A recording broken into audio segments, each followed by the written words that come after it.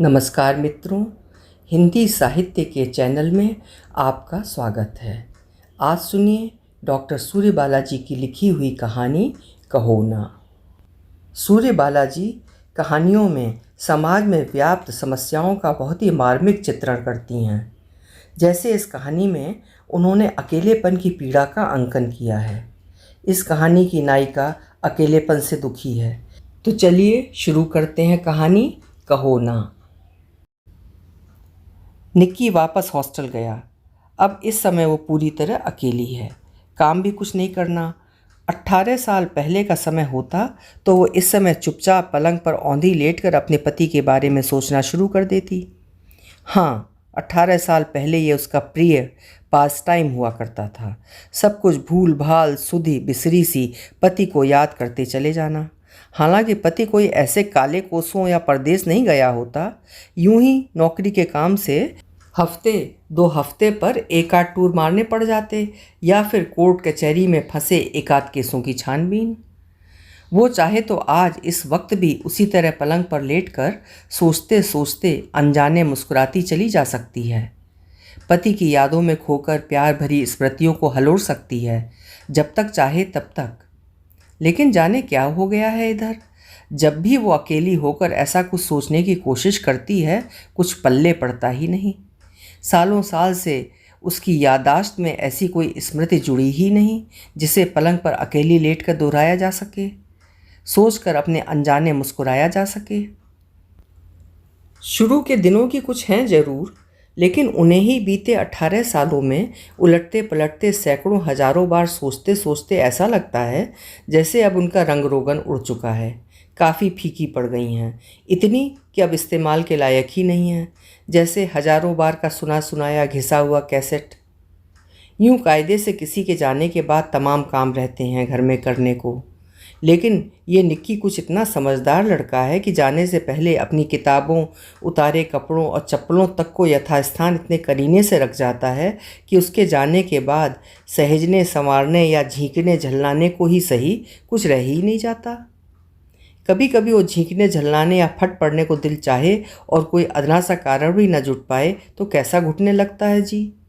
मौका या कारण मिलने पर झल्ला लो तो जैसे दर्द में करहा लेने का सा आराम नहीं मिलता। लेकिन कहाँ मिल पाते हैं उसे ऐसे सहूलियत या सुकून। इस घर में सबके सब ज़रूरत से ज़्यादा सयाने और समझदार जो हैं। उसके पति भी तो हमेशा शिष्ट और शांत बने रहते हैं। ये शिष्टता और शांति उसे अब बर्फ़ की सिल्लियों सी लगने लगी है। इनके बीच कुछ निर्बाध मुक्त पत्थर फोड़ कर बहता रह ही नहीं सकता। उस धारा को वहीं का वहीं जमा कर फ्रीज कर दिया जाता है, शिष्टता और समझदारी से। तब ऐसे में ना पैर पटक कर चीखा जा सकता है, ना हिलक हिलक कर रोया जा सकता है, ना विद्रोह, ना आक्रोश, ना उबाल, ना चीख। लेकिन कुछ पता भी तो चले, आखिर क्यों पैर पटक कर चीखना चाहती है वो, क्यों हिलक हिलक कर रोना चाहती है वो, आखिर चाहता क्या है उसका मन।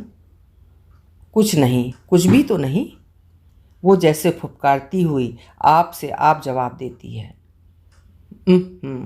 सब कुछ ही तो है। वो जैसे अपने आप से जवाब का जवाब पाती है। जैसे जैसे उसका कितना मन था भाभी के इस आखिरी बेटी के शादी में जाने का, जहाँ उसका पति गया है। तो क्यों नहीं चली गई वो, कैसे जाती। पति ने कहा, लेकिन उन्हीं दिनों निक्की आ रहा है हॉस्टल से ना। हाँ, दिल से वो भी जानती थी कि इम्तहान के बाद हॉस्टल से पूरे 4 दिन की छुट्टी को निक्की किसी जेल की रिहाई से कम नहीं समझ रहा होगा। कितना उमंग और उल्लास से भरा होगा घर आने की कल्पना मात्र से। लेकिन उससे क्या, उसके पति को क्या सीधे सीधे नकारना चाहिए था। ये अधिकार तो उसके पास होना ही चाहिए। उसे कहना चाहिए कि निक्की आ रहा है, मैं नहीं जा सकूंगी। और यहाँ उसके कहने के पहले खुद उसका पति ही निर्णय लिए डाल रहा है, और वो भी निहायत परिपक्व निर्देशात्मक ढंग से। तब सिर्फ पति की असहमति जताने के ख्याल से ही उसने कहा था, निक्की बहुत समझदार है, उसे अगर पता चल जाए कि मम्मी को शादी में जाना है तो वो खुशी खुशी 1-2 दिन किसी दोस्त के यहाँ रह लेगा। हाँ, सो है, लेकिन क्या उसकी समझदारी का हमें इस तरह फ़ायदा उठाना चाहिए। मतलब उसके न जाने के पक्ष में सारे तर्क पति ही पेश करता जा रहा है, और वो भी इस मातबरी और शांतिपूर्ण ढंग से कि वो चाह कर भी अपने अधिकार के लिए लड़ भी न सके। क्या सोच रही हो? पति की आवाज़ वैसी ही शांत, तटस्थ, नरम। इस तरह के नरम तटस्थ से सवाल के जवाब में कैसे चीखा झगड़ा जा सकता है, सिवाय इसके कि कुछ नहीं, यही कि भाभी के आखिरी बेटे की शादी है, सारे के सारे रिश्तेदार इकट्ठे होंगे, ये सोचकर कि यही आखिरी मौका है। ऐसी कोई बात नहीं, पति वैसे ही मैच्योर, उद्वेगहीन लहजे में जोड़ता है। आजकल न छुट्टी मिलनी इतनी आसान है, न रिजर्वेशन, और अगर ये मिल भी जाएं तो हर आदमी पहले अपनी सुविधा असुविधा और पॉकेट देखता है, फिर नाते रिश्ते। फिर भी वो खीजी सी बोली, जितने जुटेंगे उतने ही सही। संग संग के हंसी ठट्टे, नकलें, नौटंकियाँ और रत जगे, सब कुछ कितने दुर्लभ होते जा रहे हैं आज इस जिंदगी में। घबराओ मत, पति ने बेहद बुजुर्गियत भरी मुस्कुराहट की ओट में कहा। नकल नौटंकियां अब वहाँ भी दुर्लभ होंगी। तुम्हारे ज़माने की नौटंकीबाज औरतें अब ब्लड प्रेशर, साइटिका और कमर के दर्द से परेशान होंगी, बची खुची स्पॉन्डिलाइटिस और र्यूमेटिक से लाचार। उसकी जगह किराए पर वीडियो आते हैं या अपने बजट के हिसाब से गज़ल सिंगर। मानती हूँ ये सब ठीक है, उसने अपने अंदर की खींच को यथासंभव जब्त करते हुए कहा। फिर भी हमारे आपस में मिलकर बैठने बतियाने पर तो रोक नहीं होगी ना? हाँ, आपके पति ने उसकी जब्त हुई खींच को जैसे आतशी शीशे से देख लिया। तो ठीक है, तुम्हारा मन है तो चलो, मैं निक्की को टेलीग्राम नहीं बल्कि टेलेक्स भेज देता हूँ। आजकल टेलीग्राम का भरोसा नहीं, कहीं वो बेचारा पूरी तैयारी कर ले घर आने की और तब उसे पता चले कि। यानी फिर वही चतुराई, अपनी सदाशयता में राई रत्ती का फर्क लाए बिना खुद उसी के मुंह से कहलवा दिया गया। अरे नहीं, मैं तो यूं ही कह रही थी, निक्की को मना करने की ज़रूरत नहीं, मैं नहीं जाऊंगी शादी में। और निश्चिंत भाव से इतर पक्ष द्वारा अपनी अटैची तैयार कर ली गई, बगैर एक बार भी इस पछतावे का आभास दिए बिना कि कितना अच्छा होता अगर तुम भी साथ चल सकती। भाभी तो तुम्हारी हैं, जाना तो कायदे से तुम्हें ही चाहिए। यूँ मुझे इस तरह अकेले जाना बिल्कुल अच्छा नहीं लग रहा। छोड़ो भी, उसने अपने आप को फटकारा, और किसी को फटकारने का हक बनता भी कहाँ है उसका। लेकिन फटकार खाने के बाद भी मन कहाँ माना था, चुप होते होते निश्वास छोड़ता ही गया था। अच्छा, अगर 18 साल पहले ये शादी पड़ी होती तो उसका पति उससे साथ चलने की जिद जरूर करता, उसे साथ लिए बिना जाता ही नहीं। निक्की आने को होता तब भी नहीं। छोड़ भी, निक्की तब पैदा ही कहाँ हुआ होता, पैदा हुआ होता तब भी नहीं। वो जैसे जिद के टीले पर ठसी सी बैठ गई। हुआ होता वाली स्थिति तो तेरे सामने है, फिर भी तू अड़ी है। वो खुद ही अपने आप को बिरा रही थी। चल उठ, और भी गम है ज़माने में। अरे करने को हजार काम हैं जो इस पति नामधारी जीव के साथ चकर घिन्नी सी जुती दिनचर्या में कभी हो ही नहीं पाते। अचारों के मर्तबान साफ़ करने हैं, छोटी बहन के नए पैदा हुए बच्चे का पुलोवर बुनना है, मंझली देवरानी को चिट्ठी लिखनी है, अपनी अलमारी घास फूसे सी ठसी पड़ी है, कभी तरतीबवार करने का टाइम ही नहीं निकल पाता। हाँ, कितनी इत्मीनान देहचर्या है इस तरह की, समय की कोई पाबंदी नहीं, घड़ी के कांटे की बदहवासी नहीं। जब चाहा उठ लिए, जब जो चाहा खा लिया, नहीं दिल चाहा नहीं बनाया। डबल रोटी पर सब्जी डाली, मोड़ कर निगल ली, डोंगे से दही उड़ेला, घोल कर घटाघट पी गए, हो गया खाना। नहीं तो सुबह से रात तक बैठक से किचन, किचन से स्टोर तक वहीं के वहीं बदहवास चक्कर काटते रहो। तौलिए, साबुन, कपड़े, बिस्तर, नाश्ते पर खाना, खाने पर नाश्ता, प्लेटें लगाओ, प्लेटें उठाओ। और आज दिन क्या ऐश है। पूरे 5 दिनों में दर्जनों तो पत्रिकाएं, कहानियां पढ़ीं जो हमेशा आधी तिहाई पर रख देनी पड़ती थीं, 4 चिट्ठियां लिखीं और पुलोवर का सामना पीछा पूरा किया। लेकिन अब मियाद पूरी हो गई है, आज दोपहर तक आ जाने वाले हैं उसके पति, पूरे 5 दिनों बाद। आश्चर्य, तब भी स्पंदन का एक अंकुर तक नहीं उग रहा, उल्टे जैसे ऊब की एक नई तह सी बैठने लगी। बस थोड़ी सी देर और कि फिर से वही जर खरीद गुलामी, ऊब और बेगार से भरी, बासी बासी सा रूटीनी क्रम, समय जैसे टोकरे भर भर कर फेंकते जाना ही होता है किसी के नाम। जाने क्यों उसे लगने लगा जैसे ये थोड़ा सा बचा हुआ समय बड़ा नियामत सा है। कितना कितना पढ़ ले, चिट्ठियाँ लिख ले, पुलोवर की बाह के फंदे घटाकर एक फंदा आगे कि जैसे फाटक खटका। वो चौंकी, आ गए क्या? सब कुछ छोड़ छाड़ दौड़ कर झाँका। गिलहरी थी। हाँ तो वापस। प्रिय सुलेखा कि जैसे जीप रुकी हो सड़क पर। ना इस बार भी नहीं, गाड़ी लेट है शायद। लेकिन अब तो 12 बजने को आए। ओफो, गाड़ियाँ आजकल कभी राइट टाइम पहुँचती भी हैं क्या? फिर भी अब तो काफ़ी देर हो गई। तो क्या, आते ही खाना देना होगा। मसाला आटा सब तो तैयार है, लेकिन खुद उसने भी तो सुबह से बस एक प्याला चाय पी है। ऐसा करे वो खुद खा ले, तब चैन से बैठकर सीधे का उल्टा करे। लेकिन भूख जो बिल्कुल नहीं है। लेकिन क्यों?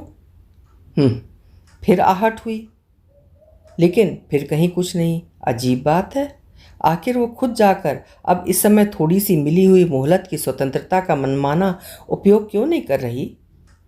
ठीक, बुनाई ही सही ना, बस मन नहीं है। प्रिय सुलेखा लिखे हुए पर पेन से एक लंबी लकीर खींच दी गई है। बुनाई अलग हटा दी गई है। कहानियों की पत्रिका हवा के एक झोंके से उड़कर फड़फड़ा रही हैं, जैसे याद दिला रही हों, मुझे पढ़ो ना। 2/3 पर ही छोड़ा है कि अचानक खटाक से फाटक खुला है और उसने खिड़की से उछक कर देखा है। उसका पति अटैची लिए सधे कदमों से बाहरी बरामदे की सीढ़ियाँ चढ़ रहा है। कमरे का दरवाज़ा पिछले 3 बार से चौंक कर देखने के बीच ही उसने खुला छोड़ दिया है। उसका पति अंदर आ रहा है, वही रूटीनी ऊब की तह पर बैठाए हुए लम्हे वापस लाने। फिर एकाएक वो बाहर जाने के बजाय अंदर चली आती है, कमरे दर कमरे, और चुपचाप स्टोर के अंधेरे कोने में बक्सों के पीछे छुप जाती है।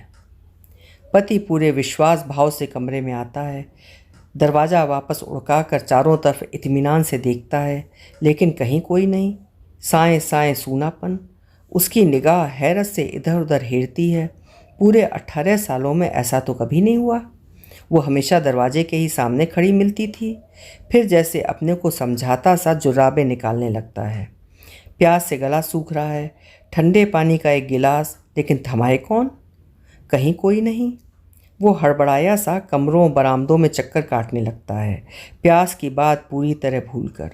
थोड़ी देर तक वो अटक अटक कर ए कहकर बुलाता रहता है। जब से बच्चे बड़े हुए थे, उसका नाम लेकर पुकारने की कभी नौबत ही नहीं आई थी। फिर भी अचानक धीमे धीमे कितनी कितनी बार अलग अलग तरह से मीता मीता कहकर पुकारने लगा, जैसे हर कमरे में ये एक शब्द आहिस्ता आहिस्ता भरता गुजरता चला जा रहा था। वो स्टोर में भी झांक कर फुसफुसाया, मीता। और अचानक बढ़ाई वो, लगा अब शब्द बहुत बहुत असहाय निरुपाय से होकर रुंध रहे हैं, भर्रा रहे हैं, अपने आप में ख़त्म होते जा रहे हैं। शुरू की हल्की सी हैरत अब जैसे एक अनबूझा सा अवसाद। हमेशा का समर्थ पुरुष क्या इतना अकेला, इतना उदास सा भी हो सकता है? और तब धीमे से सामने आ खड़ी हुई, जैसे युगों युगों की खुदाई से निकली कोई प्रस्तर प्रतिमा हो। मीता। और तब दोनों एक में समा गए थे, जैसे धीमे धीमे उसमें प्राण संचारित हो रहे थे। कहाँ थी तुम? वो भौचक देखे जा रहा था। तुम्हें क्या लगता था कहाँ होंगी मैं? हैं? बोलो, कहाँ ढूंढते थे तुम मुझे? पति चुप, अब भी एकटक उसे देखता रहा था, जैसे कुछ भी सुन नहीं रहा हो। बोलो, बोलते क्यों नहीं? क्या सोचते रहे थे तुम? ओ नहीं, कुछ नहीं। और वो धीमे से उसके हाथों पर हाथ फेरता रहा था। बस यही तो, तुम कभी मुझसे कुछ कहते क्यों नहीं? कभी कुछ कहते क्यों नहीं? कभी नहीं। सच? सचमुच तुम्हें ऐसा लगता है? आवाज़ अब सचमुच भर्रा गई। हाँ, उसने अपने को बलपूर्वक जैसे आगे ढकेलते हुए कहा।